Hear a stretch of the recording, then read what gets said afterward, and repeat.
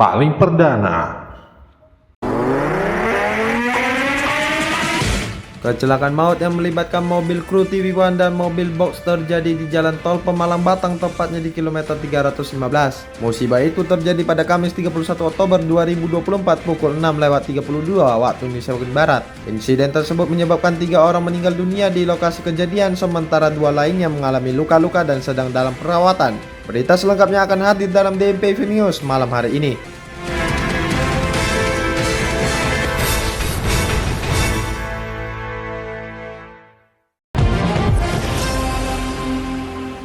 Selamat malam Indonesia dan selamat datang di DMP Event News edisi Kamis 31 Oktober 2024. Bersama saya Jordan Gozali, berikut adalah rangkuman peristiwa yang faktual dan terkini yang perlu Anda ketahui malam hari ini.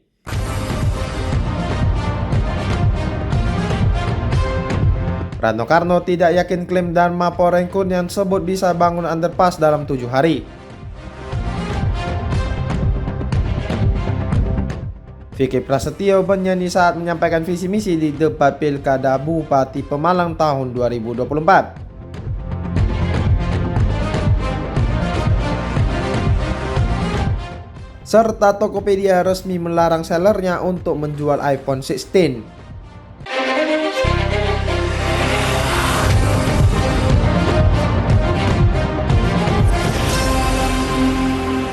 Sebelum kita ke informasi yang pertama, kami segenap keluarga besar DMP Media Network turut berduka cita atas meninggalnya rekan-rekan jurnalis TV One yang meninggal dalam insiden kecelakaan di tol Pemalang Batang kilometer 315. Semoga amal ibadahnya diterima di sisi Tuhan Yang Maha Kuasa dan keluarga yang ditinggalkan diberikan ketabahan.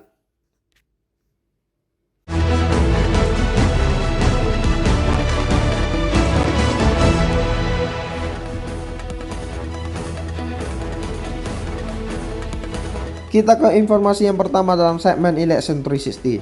Calon Gubernur nomor urut 2 Edi Rahmayadi memprotes calon Gubernur nomor urut 1 Bobi Nasution yang menggunakan singkatan saat bertanya di debat perdana pemilihan Gubernur Sumatera Utara pada Rabu 30 Oktober 2024 malam hari. Saat bertanya, Bobi menggunakan kata UAC tanpa menjelaskan arti maupun kepanjangannya.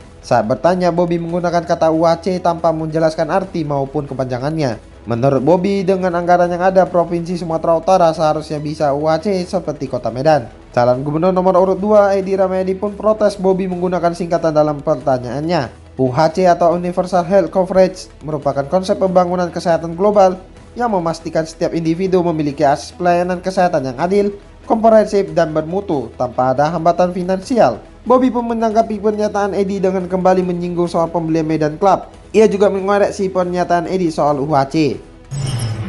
Bobi Nasution menyinggung soal pembelian Medan Club oleh lawannya Edi Rahmayadi saat menjabat sebagai Gubernur Sumatera Utara dibandingkan memberikan pengobatan gratis. Bobi pun mengungkapkan alasannya menanyakan hal itu di debat perdana pada Rabu 30 Oktober 2024 malam hari. Bobi mengatakan pertanyaan itu muncul setelah turun ke lapangan selama kampanye. Bobi mengaku mendapatkan keluhan itu dari masyarakat. Oleh karena itu, Bobi berharap tidak ada lagi anggaran yang terbuang percuma, apalagi perluasan perkantoran itu dinilai tidak terlalu mendesak. Sebelumnya, Bobi Nasution menanyakan alasan rivalnya Edi Rahmayadi lebih memilih membeli lahan Medan Club dibandingkan memberikan pengobatan gratis kepada masyarakat. Medan Club yang berlokasi di dekat perkantoran Gubernur Sumatera Utara dibeli oleh Pemprov Sumut seharga 450 miliar rupiah ketika Edi menjadi Gubernur Sumatera Utara. Bobi lalu menyampaikan bahwa dari anggaran yang dimiliki oleh Pemprov Sumut itu seharusnya sudah bisa UAC seperti Kota Medan. Calon Gubernur Sumatera Utara nomor urut 1 Bobi Nasution menanggapi pertanyaan tentang solusi mengenalkan pendidikan muatan lokal. Bobi Nasution menyatakan muatan lokal penting agar budaya tetap terus terjaga melalui anak-anak di sekolah. Menanggapi hal itu, Edi Rahmayadi menyinggung terkait ekstrakurikuler. Dirinya menilai bahwa ekstrakurikuler untuk memotivasi pelajar sehingga dapat mengerti tentang budi dan pekerti. Mendengar jawaban Edi, Bobi mengingatkan saat ini tengah disinggung soal muatan lokal. Menurut Bobi, ekstrakurikuler dan muatan lokal merupakan dua hal yang berbeda. Calon Wakil Gubernur Jakarta nomor urut 3 Rano Karno menyebut ide calon Gubernur nomor urut 2 Damang Pongrekun yang ingin membangun underpass dan overpass dalam waktu 7 hari sulit untuk direalisasikan. Diwujudkan. Rano mengungkapkan meski ada teknologi untuk membangun underpass dalam waktu 7 hari, tetap saja akan sulit untuk diwujudkan. Sebelumnya Dang Mampong Rekun berjanji membangun jalan layang atau overpass dan jalan bawah tanah underpass untuk mengatasi kemacetan Jakarta. Dharma mengklaim sudah ada teknologi yang bisa digunakan untuk membangun overpass dan underpass dalam waktu 7 hari saja. Namun ia tidak menjelaskan teknologi yang dimaksud. Ia juga menyebut jika dirinya jadi gubernur Jakarta, pembangunan overpass dan underpass akan diprioritaskan di titik-titik persimpangan jalan. Hal ini diyakini mampu mengurangi kemacetan di Jakarta. Ada hal unik yang terjadi di debat publik pasangan calon bupati dan wakil bupati Pemalang yang digelar pada hari Kamis 31 Oktober 2024. Calon bupati Pemalang nomor urut 1 Vicky Prasetyo yang berpasangan dengan Muhammad Suwendi itu bernyanyi saat pemaparan visi dan misi.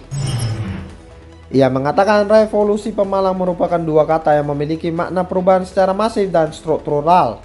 Dalam kesempatan itu, Suwendi menyebutkan kepanjangan dari kata revolusi yang untuk kemudian dijelaskan oleh Vicky.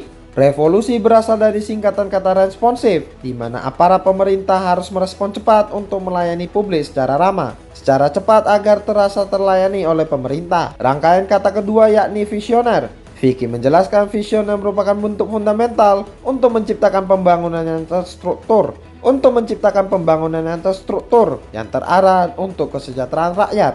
Saat menjelaskan rangkaian kata ketiga yaitu L, Vicky justru menyanyikan lagu ciptaan Gomblo yang berjudul Berita Cuaca. Vicky yang mengungkapkan visinya dengan menggebu-gebu itu pun menyanyikan secari lirik lagu Berita Cuaca yang langsung membuat heboh para penonton. Selain menyanyikan dan mengungkapkan gagasan dengan menggebu-gebu, Vicky juga sempat bergaya ala pemain bola. Cristiano Ronaldo. Vicky juga sempat bergaya siu ala pemain bola Cristiano Ronaldo. Ada momen menarik saat debat kandidat Pilkada Jateng 2024. Awalnya calon gubernur Jawa Tengah Ahmad Lutfi bertanya kepada lawannya Andika Perkasa soal nama desa di ujung timur provinsi tersebut. Andika lantas mengaku dirinya tidak tahu nama desa yang ditanyakan oleh Ahmad Lutfi. Setelah itu ia menjawab bahwa desa terujung di Jawa Tengah itu bernama Tempara yang merupakan desa nelayan, yang dimana penduduknya banyak bekerja sebagai nelayan. Menurutnya banyak masalah yang kini dihadapi nelayan tersebut, mulai dari harga ikan yang murah hingga harga solar yang mahal. Ia juga mengklarifikasi pernyataan Andika Perkasa yang mengatakan bahwa banyak desa yang belum terkoneksi internet di Jawa Tengah. Ahmad Lutfi mengatakan seorang pemimpin sudah seharusnya paham permasalahan detail suatu wilayah dan apa saja yang menjadi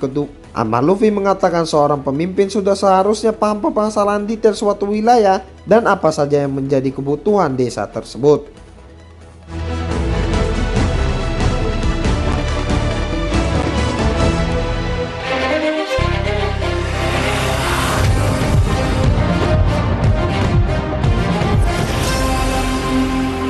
Kecelakaan maut yang melibatkan mobil kru TV One dan mobil box terjadi di jalan tol Pemalang Batang, tepatnya di kilometer 315. Musibah itu terjadi pada Kamis 31 Oktober 2024 pukul 6:32 waktu Indonesia bagian Barat. Insiden tersebut menyebabkan 3 orang meninggal dunia di lokasi kejadian, sementara 2 lainnya mengalami luka-luka dan sedang dalam perawatan. Awalnya mobil Xenia berplat nomor B1048DKG yang membawa kru TV One itu sedang dalam perjalanan dari Jakarta menuju Semarang. Kemudian mobil box bernomor polisi AD9287NF menabrak bagian belakang mobil kru TV One hingga menewaskan 3 orang. Kepala Bidang Humas Polda Jawa Tengah Kombes Pol Artanto mengatakan, supir truk mengalami kejadian microslip. Microslip ini terjadi saat seseorang tertidur sejenak secara tidak disadari. Dalam kecelakaan tersebut diketahui 3 orang meninggal dunia di lokasi kejadian dan 2 penumpang lainnya terluka. Kelima korban merupakan pengemudi serta penumpang mobil tersebut. Dikutip dari situs resmi TV One, korban meninggal dunia di antara lain sebagai berikut. Sunardi sebagai supir mobil tersebut mengalami cedera kepala berat, fraktur tulang hidung dan luka sobek pada kaki kanan. Marwan yang merupakan kameramen TV One mengalami cedera dada, luka di bagian abdomen serta lecet di dagu. Sementara itu, Awan Syamidi yang bekerja sebagai kameramen TV One mengalami fraktur di telapak kaki, cedera dada dan luka pada abdomen. Penumpang yang selamat adalah Felicia Amelinda Deki yang bekerja sebagai reporter TV One yang mengalami cedera kepala ringan dan luka sobek pada bagian kepala belakang, serta Gigi yang mengalami cedera kepala ringan dan luka di dada dan lecet di wajah.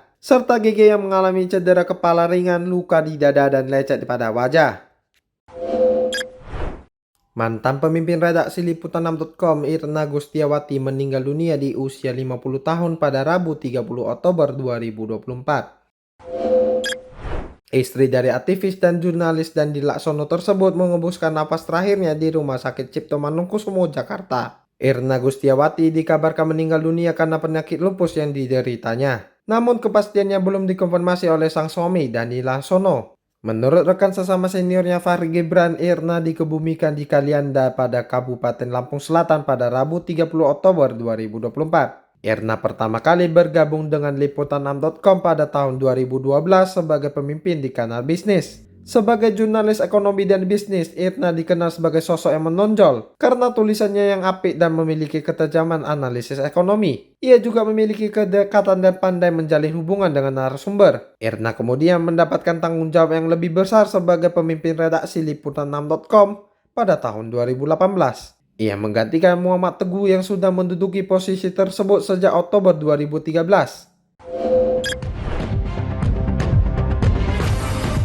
Mahkamah Konstitusi atau MK resmi mengabulkan sebagian permohonan Partai Buruh dan sejumlah pemohon lain terkait Undang-Undang Cipta Kerja atau UU Ciptaker. MK mengubah sejumlah pasal dalam UU tersebut. Sidang putusan perkara nomor 168/PUU/XXI/2023 itu digelar di gedung MK Jakarta Pusat pada Kamis 31 Oktober 2024. Para pemohon dalam perkara ini ialah Partai Buruh yang diwakili oleh Agus Supriyadi dan Ferry Nuzarli, FSPMI yang diwakili oleh Riden Hatam Aziz dan Sabila Rosyad, KSPSI diwakili oleh Freddy Sembiring dan Mustopo, KPBI diwakili oleh Ilham Syah dan Damar Pancamulya, serta KSPI diwakili oleh Agus Sarjanto dan Ramidi. Dalam permohonannya, Partai Buruh dan kawan-kawan menggugat putusan pasal dalam UU nomor 6 tahun 2023 tentang penetapan Perpu Ciptaker sebagai undang-undang. Pasal-pasal yang digugat itu terkait dengan pengupahan, hubungan kerja hingga tenaga kerja asing. Berdasarkan berkas perbaikan permohonan terdapat 71 poin pada bagian petitum.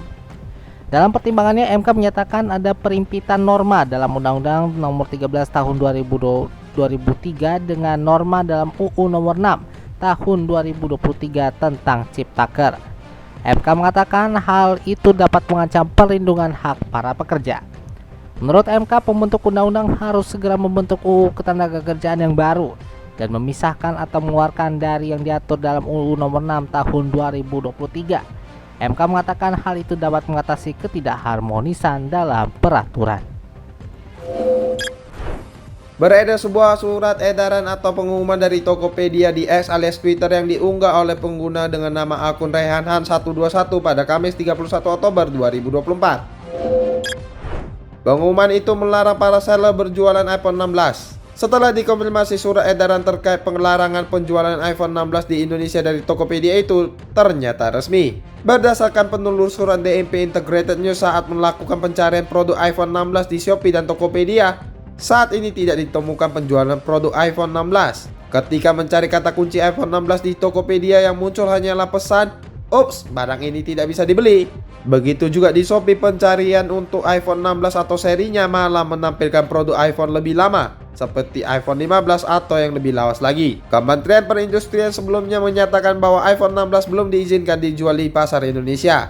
Hal ini karena PT Apple Indonesia belum memenuhi komitmen investasi yang dibutuhkan untuk mendapatkan sertifikasi tingkat komponen dalam negeri sesuai dengan aturan inovasi yang ditetapkan. Kendati demikian, iPhone 16 tetap bisa masuk ke Indonesia sebagai barang pribadi dari luar negeri dengan syarat pengguna mendaftarkan IMEI perangkat tersebut melalui bea cukai. Menteri Perindustrian Agus Gumiwang Kartasasmita menegaskan status iPhone 16 series di Indonesia saat ini masih memang ilegal, sebab Kemenperin belum menerbitkan izin IMEI untuk ponsel terbaru milik Apple tersebut. Sesaat lagi berita faktual dan terkini seputar wilayah Sumatera Utara akan hadir dalam DMP Sumut Perdana bersama Jordan Gozali. Tetaplah bersama kami.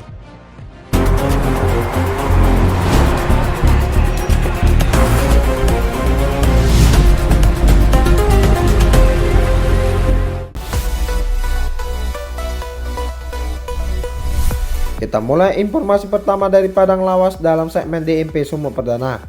Sejumlah kepala lingkungan di Kelurahan Pasasibuhan, Kecamatan Barumun, Kabupaten Padang Lawas diduga ikut memihak dan mendukung salah satu pasangan calon bupati dan wakil bupati Padang Lawas tahun 2024. Indikasi kepala lingkungan yang memihak itu terlihat jelas saat kepala lingkungan melakukan foto bersama di salah satu tempat dengan calon bupati Padang Lawas nomor urut 2 Ahmad Jarwani Pasaribu. Belum diketahui secara pasti apa isi pertemuan antara Jarwani Pasaribu dengan beberapa kepala lingkungan tersebut. Belum diketahui secara pasti apa isi pertemuan dari Jarwani Pasaribu dengan beberapa kepala lingkungan.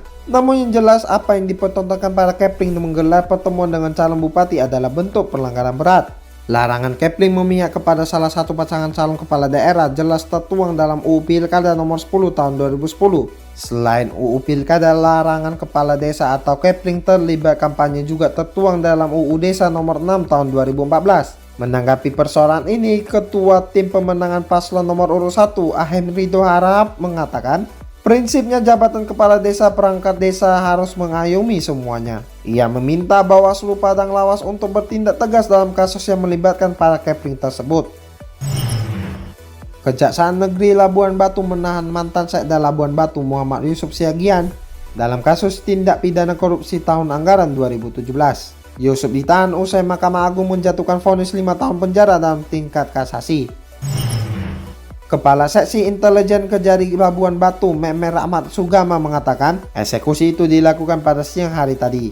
Pelaksanaan eksekusi terhadap Yusuf dilakukan oleh Kepala Seksi Tindak Pidana Khusus Kejari Labuan Batu, Sabri Fitriansyah Marbun. Yusuf dijerat menggunakan pasal 3 junto pasal 18 Undang-Undang Nomor 31 Tahun 1999 tentang pemberantasan tindak pidana korupsi sebagaimana diubah dan ditambah dengan Undang-Undang Nomor 20 Tahun 2021 tentang perubahan atas Undang-Undang Nomor 31 Tahun 1999 tentang pemberantasan tindak pidana korupsi junto pasal 55 ayat 1 tentang pemberantasan tindak pidana korupsi junto pasal 55 ayat 1 ke 1 KUHP.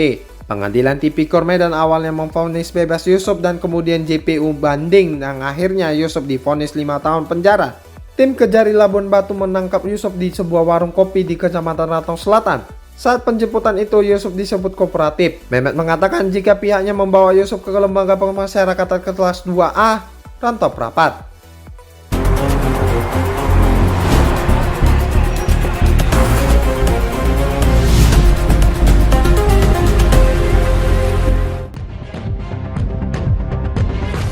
Sekian DMP Evening News untuk edisi 55 hari lagi menuju hari Natal. Kini Anda bisa mendengarkan berita faktual dan terkini setiap hari dalam DMP Evening News yang tayang setiap hari Senin hingga Jumat dan DMP on the Weekend yang tayang setiap hari Sabtu dan Minggu. Mewakili kerabat kerja yang bertugas, saya Jordan Gozali pamit undur diri. Ini adalah DMP Integrated News, lebih informatif, lebih terinformasi. Selamat malam Indonesia.